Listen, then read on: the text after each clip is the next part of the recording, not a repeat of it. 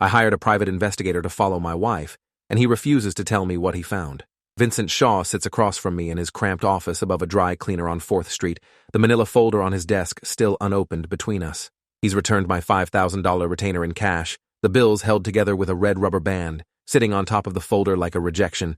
His hands are shaking slightly when he slides the money toward me, and I notice the tremor isn't just in his fingers, but in his whole posture, like a man who's just witnessed something that's fundamentally changed how he understands the world.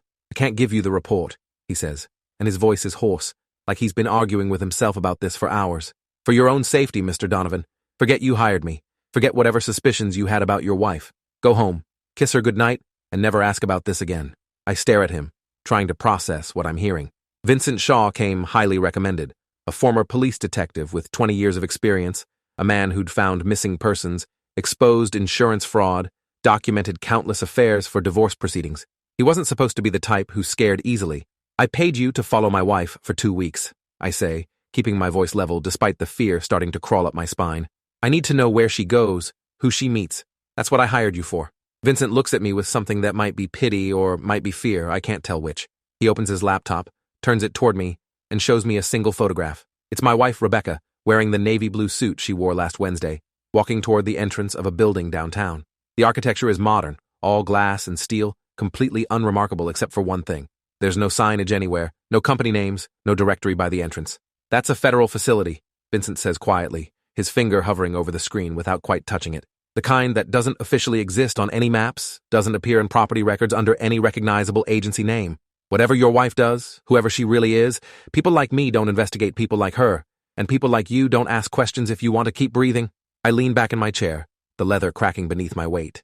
My wife Rebecca is a consultant for pharmaceutical companies, or at least that's what she's told me for the 6 years we've been married. She travels frequently, works odd hours, comes home exhausted and distant. I'd assumed she was having an affair, maybe with someone at one of the companies she consults for. That would have been simple, understandable, something a marriage counselor could help us work through. This is something else entirely. "I've been doing this for 20 years, Vincent continues, and there's a defensive edge to his voice now, like he needs me to understand he's not just being paranoid. "I've followed cheating spouses, embezzlers, con artists, drug dealers, people running insurance scams.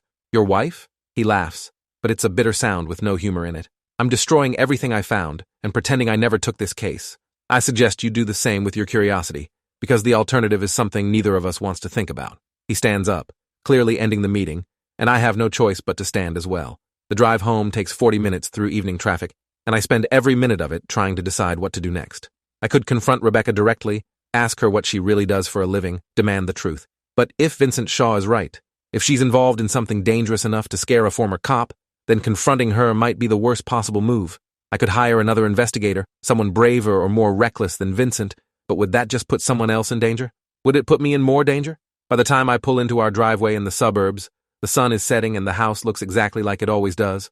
A 2-story colonial with a well-maintained lawn, flower beds Rebecca planted last spring, a basketball hoop over the garage that we installed when we talked about having kids someday. It looks like the home of a normal couple with normal lives. It looks like a lie.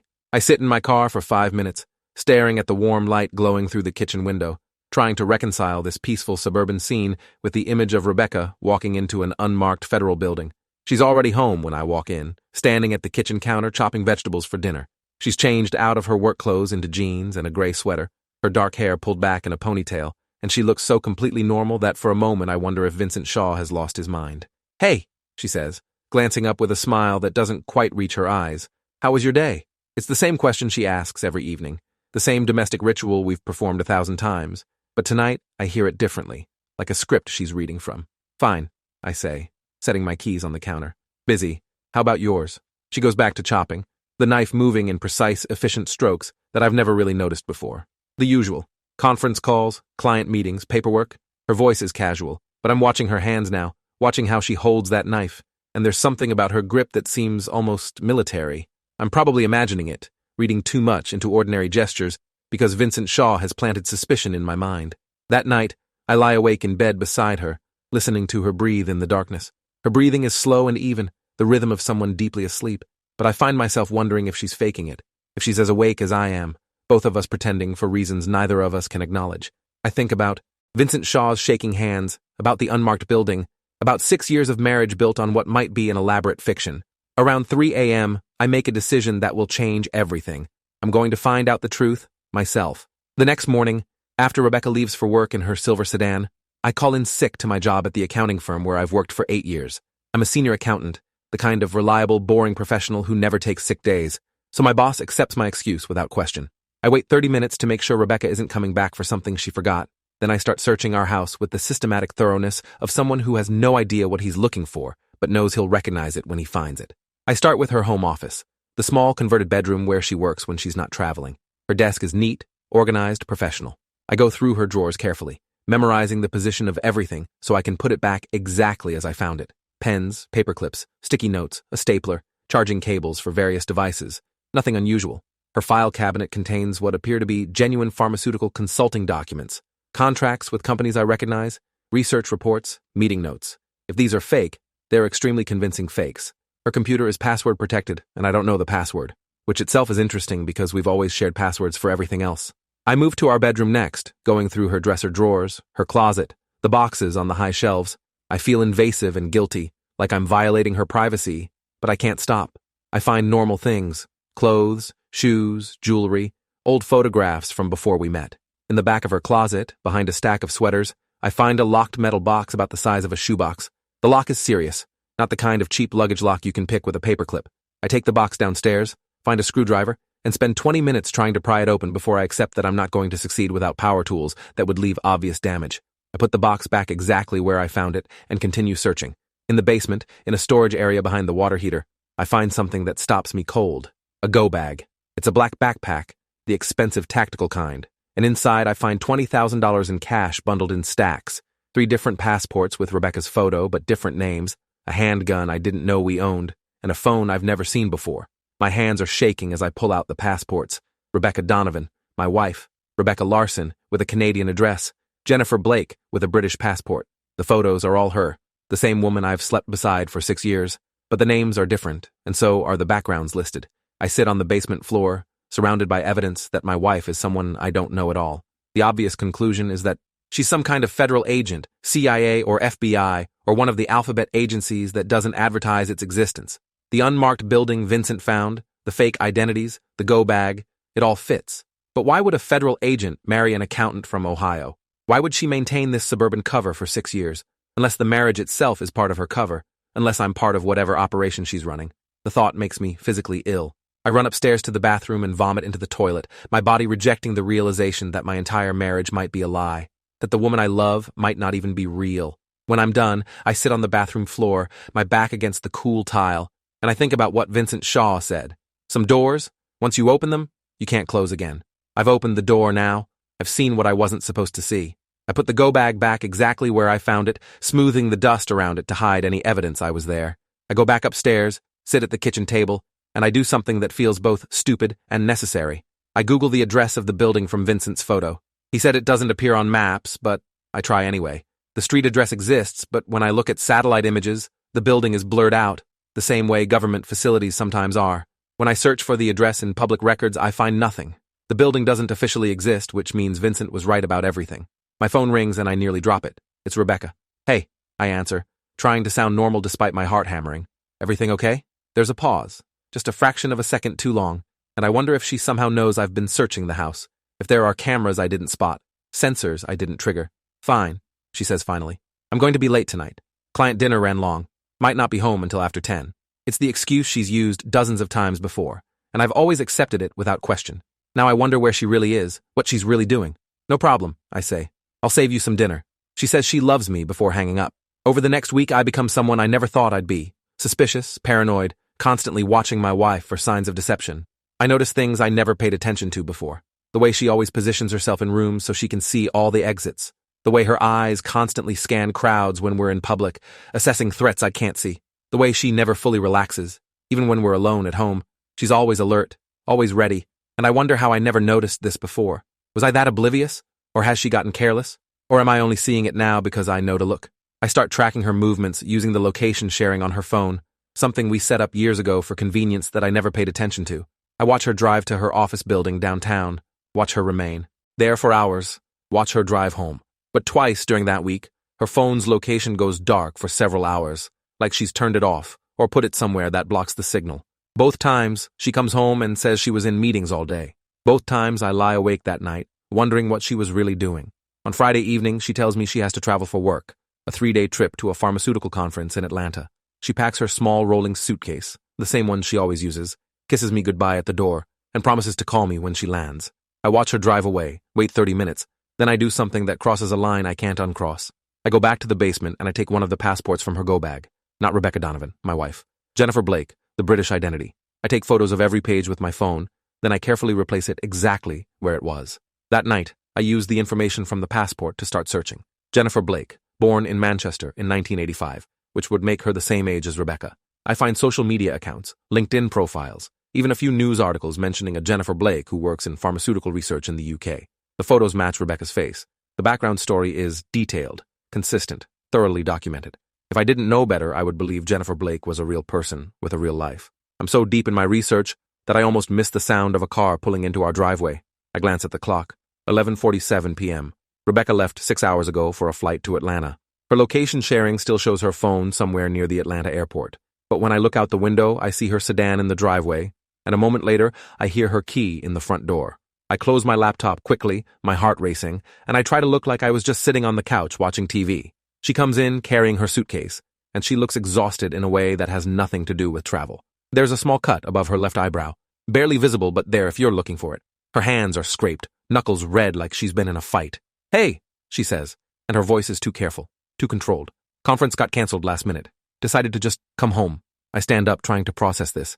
"Your phone showed you in Atlanta." She glances at me, and there's something sharp in her eyes, something dangerous. "Did you track my phone?" It's a reasonable question. We've had location sharing enabled for years, but I've never mentioned checking it before, never had a reason to. The fact that I know where her phone is supposed to be reveals that I've been watching her, and from the way she's looking at me now, she knows exactly what that means. "I was worried when I didn't hear from you," I say, which is a lie, but a plausible one. "Wanted to make sure your flight landed safely." She nods slowly, accepting this, but her body language has changed. She's tense, coiled, ready for something. "I'm fine, just tired. Long day." She goes upstairs to shower, and I sit on the couch, my mind racing. She didn't go to Atlanta. She was somewhere else, doing something that left her injured and required her to leave her phone somewhere to maintain the illusion. This isn't federal agent behavior. Federal agents don't lie to their spouses about conference locations and come home with injuries they try to hide. This is something else, something darker, and I'm running out of innocent explanations. When she comes back downstairs, the cut above her eyebrow has been carefully cleaned and covered with a small bandage. Monday morning, I tell my boss I need to work from home for a few days, family emergency, and he approves it without questions. Rebecca leaves for work at her usual time, 7:30 a.m., and I wait 10 minutes before following her in my car. I stay 3 cars back, trying to remember everything I've seen in movies about following someone without being noticed. She drives downtown toward her office building, and for a moment I think, maybe I'm wrong, maybe she really does work where she says she works. But then she drives past her office building without stopping and continues into an industrial area of the city I've never been to.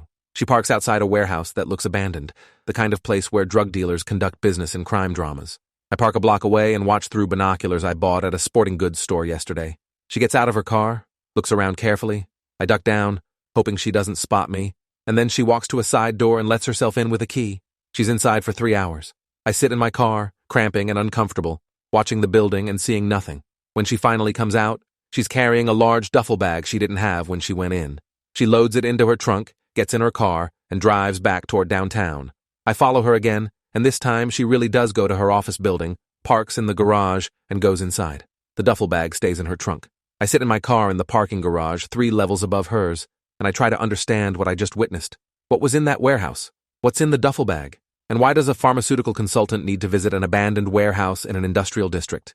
That evening, Rebecca comes home at her normal time, acting like she spent the day in her office doing normal consultant work. The duffel bag is no longer in her trunk. She's left it somewhere, or delivered it to someone, or hidden it in her office. I don't know which, and I can't ask without revealing that I followed her. We have dinner together, we watch a show on Netflix. We go to bed like a normal couple, and all the while I'm thinking about what to do next. The next morning, I follow her again. This time she drives to a different location, a storage facility on the edge of town. She uses a code. To get through the gate, drives to a unit in the back, and goes inside. She's there for an hour. When she leaves, she's empty-handed, but her body language is different, tense, alert, like she's expecting trouble. I watch her drive away, and then I do something reckless. I walk up to the gate, and I try random codes until I get lucky on the 8th attempt, and the gate opens. Security at these places is often laughably bad, and today, that works in my favor. I find the unit she visited, number 237, and I try the door. It's locked, obviously, but the lock is old and cheap. I spend 20 minutes with a tension wrench and pick I ordered online last week, teaching myself lockpicking from YouTube videos in the evenings when Rebecca thought I was working late, and finally, I hear the click of the mechanism giving way. I open the door, step inside, and my blood turns to ice. The storage unit is filled with equipment that has no legitimate explanation. Communications gear, surveillance equipment, weapons in locked cases, maps with locations marked in red, photographs of people I don't recognize pinned to a bulletin board, with strings connecting them like a conspiracy theorist's nightmare. In the center of the unit is a table covered with documents, and I start photographing everything with my phone, my hands shaking so badly I have to take several shots of each document to make sure at least one is clear. There are dossiers on what appear to be targets, people with detailed background information, daily routines, security protocols. There are financial records showing money moving through shell companies. There are transaction logs for what look like weapons purchases. This isn't federal agent work. This is something else entirely.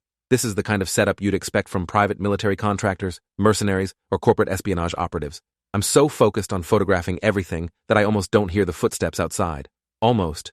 The sound of shoes on gravel reaches me a second before the door starts to open, and I dive behind a stack of equipment crates. The perimeter was breached. It's Rebecca's voice, cold and professional in a way I've never heard before. Gate access at 9:47 a.m. No scheduled deliveries today. Someone else responds. A man's voice. Security footage? Rebecca. Checking now. I hear the sound of a laptop opening, keys clicking. I'm trapped. If I try to leave, they'll see me. If I stay here, they'll find me eventually. I'm pressed against the cold metal wall behind the crates, barely breathing, trying to think of any explanation I could give for being here that wouldn't get me killed. There, the man's voice again. White sedan, partial plate visible. Running it now. More clicking. A long pause. Then Rebecca's voice, so quiet I almost don't hear it. That's my husband's car. The silence that follows is the worst sound I've ever heard. I can feel her processing this information, understanding what it means, recalibrating everything. Your husband followed you? The man asks. Rebecca doesn't answer immediately. When she does, her voice is different, tired, sad. I need to handle this alone. The man says something about protocol and security risks. My phone vibrates in my pocket. I forgot to silence it, and the sound in the quiet storage unit is like a gunshot. Behind the crates, the man says, and I hear footsteps moving toward my hiding spot. There's no point in hiding anymore. I stand up, my hands raised in surrender, and I find myself facing my wife and a man I don't recognize, both of them armed, both of them looking at me like I'm a problem that needs to be solved. Rebecca's face is completely blank, showing no emotion at all, which is somehow more terrifying than if she looked angry. David, she says, and it's the first time in days she's said my name in a way that sounds real. You shouldn't have come here. The man is still pointing his gun at me, a professional stance that says he's done this many times before. We need to bring him in. Let the handlers decide what to do with him. Rebecca shakes her head. No, I'll take care of this. The man looks between us. You have 24 hours to resolve this situation. After that, it gets escalated. He walks out, leaving me alone with my wife. Rebecca finally lowers her own weapon, a gun I've never seen before that she handled with the casual competence of someone who's used it many times. Sit down, she says, gesturing to a folding chair against the wall. I sit. She pulls up another chair and sits across from me, and for a long moment, we just look at each other. Two people who shared a bed for 6 years and apparently never really knew each other at all. How much did Vincent Shaw tell you? She asks. So she knows about Vincent. Of course she knows. She probably knew the moment I hired him, probably watched me meet with him, probably heard every word of our conversation. He showed me a photo of you going into an unmarked building, I say. He returned my money and told me to stop asking questions. Rebecca nods. He's smarter than most. The ones who keep digging usually regret it. She leans forward, her elbows on her knees. So why did you keep digging, David? Why couldn't you just accept that you didn't know everything about me? It's a fair question, and I try to give her an honest answer. Because I loved you. Because I thought we had something real. Because I needed to know if our entire marriage was a lie. She flinches at that last part, just slightly, and I realize she's not as emotionless as she's pretending to be. It wasn't all a lie, she says quietly. Some of it was real. I laugh, a bitter sound. Which parts? The wedding? The house? The conversations about having kids someday? Which parts were Rebecca Donovan, my wife, and which parts were whatever the hell you really are? She stands up and walks to the table with all the documents, her back to me. My real name is Rebecca. That part's true. The rest, she trails off. I work for a private security contractor. We handle situations that governments can't officially touch. Extractions, intelligence gathering, asset protection, targeted operations. The pharmaceutical consulting is my cover, has been for 8 years. The marriage, she turns to look at me. The marriage was supposed to be part of the cover, a stable, normal life that wouldn't attract attention. But somewhere along the way it became more than that. I stand up too, anger overriding fear. So what, I'm supposed to feel special? You married me as part of a cover story and accidentally developed real feelings? That's supposed to make this better? She shakes her head. No, nothing makes this better. I lied to you every day for 6 years. I put you at risk just by being married to you. Everything you thought you knew about me was carefully constructed to be exactly what a pharmaceutical consultant would be. I'm not asking you to forgive me. I'm just trying to explain. She doesn't answer immediately. The people in those dossiers are not good people. War criminals hiding in plain sight, human traffickers who've evaded justice, corporate executives who've killed thousands through knowing negligence. Governments can't touch them because of diplomatic immunity or political complications or legal technicalities. That's where we come in. I sink back into the chair. And the man who was just here? What did he mean by bringing me in? Rebecca sits down again, and when she speaks, her voice is gentle, in a way that scares me more than the cold professionalism. He meant that you're a security risk now. You know too much. Standard protocol would be to bring you to our handlers, who would evaluate whether you can be trusted or whether you need to be neutralized. The word hangs in the air between us. Neutralized. A clinical term for murder. But you said you'd handle it, I managed to say. What does that mean? She looks at me, and I see pain in her eyes now, genuine emotion breaking through the professional facade. It means I have 24 hours to decide whether I can trust you to keep quiet or whether I need to make a different choice. She walks to the bulletin board and points to a photo of a middle-aged man in an expensive suit. This is Douglas Reeves, CEO of a mining company operating in 3 African countries. 2 years ago, one of his mines collapsed, killing 73 workers. Investigation showed he'd ignored safety reports for months to save money. He paid off local officials, buried the story, and faced no consequences. She moves to another photo. Minister Okoye, Nigerian government official who takes bribes from human trafficking networks. Another photo. Senator Whitmore's chief of staff orchestrated a cover-up of toxic waste dumping that's caused cancer clusters in 3 communities. Over 200 deaths so far, mostly children. She turns to face me. These are the people we target. Not random civilians, not innocent people. Monsters who hide behind wealth and power and legal systems that were designed to protect them. I stand and walk to the board, looking at the faces. There are at least 20 people here, each with detailed notes, each with a list of crimes that would turn anyone's stomach. And you kill them? I ask. Rebecca shakes her head. Sometimes we gather evidence and deliver it to journalists or law enforcement who can't be bought. Sometimes we extract witnesses who are too afraid to testify. Sometimes we destroy infrastructure that enables criminal operations. And yes, sometimes we kill people who can't be stopped any other way. She stands beside me, and for a moment, we're just 2 people looking at a wall of horrors, trying to make sense of a world that allows such things to exist. I started doing this 12 years ago, she says quietly. I was Army intelligence, saw things overseas that broke something inside me, saw how many bad people go unpunished because the system isn't designed to catch them. When I left the military, this contractor recruited me, gave me a chance to actually make a difference instead of just documenting atrocities. She glances at me. I know it's not legal. I know it's not what you thought you married, but it's who I am. I think about my life before this moment. Comfortable, safe, ordinary. I think about my job pushing numbers around spreadsheets, about my suburban house with its well-maintained lawn, about my complete ignorance of how much darkness exists in the world. And I think about Rebecca, my wife, who I thought I knew but who has been fighting that darkness while I slept peacefully beside her every night. The injuries, I say, when you came home from the fake Atlanta trip with the cut on your face. What happened? She touches the bandage reflexively. Douglas Reeves hired private security after we started investigating him. His bodyguard was better trained than expected. Did you kill him? She looks at me, and I see something in her eyes that might be testing me, seeing if I can handle the truth. Reeves? Yes. Made it look like a heart attack. He's dead and the world is better for it. She says it so matter-of-factly, like she's describing her day at the office, and I realize this is what I married. Someone capable of killing without hesitation when she believes it's justified. I walk away from the board, pacing the small storage unit, trying to process everything. So, what happens now? You have 24 hours to decide if you trust me. How do you make that decision? Rebecca leans against the table. I need to know if you can live with this. Not just knowing what I do, but keeping it secret. Never telling anyone. Not your parents, not your friends, not the police. Can you go back to your accounting job and your normal life, knowing that your wife is out there doing illegal things that would put her in prison for life if anyone found out? It's a reasonable question, and I don't have a good answer. Part of me wants to run, to get as far away from this as possible. I need to know something first, I say. Did you ever love me? Was any of it real? Rebecca looks at me, and for the first time since we've been in this storage unit, her professional mask completely drops. Yes, she says, and her voice cracks slightly. I wasn't supposed to. It was supposed to be just a cover, just a role I played. But you were so genuinely good, so uncomplicated and decent and kind. You were everything I'm not. And somewhere around year 2, I realized I'd fallen in love with you for real, and it terrified me because it meant I'd created a vulnerability I couldn't afford. She wipes her eyes quickly. I've thought about telling you the truth 100 times, Almost did it last year when you talked about starting a family, but I was too afraid of losing you. I walk over to her, and we stand close enough to touch, but not touching. I don't know if I can do this, I admit. I don't know if I can pretend everything is normal when I know what you really do. I don't know if I can sleep beside you at night knowing you might be planning someone's death. She nods slowly. That's honest. I appreciate that. She checks her watch. It's 11:30 a.m. You have until tomorrow at 11:30 to decide. Go home. Think about it. Figure out if you can live with this or if you need to walk away. I leave the storage unit, walk back to my car, and drive home in a daze.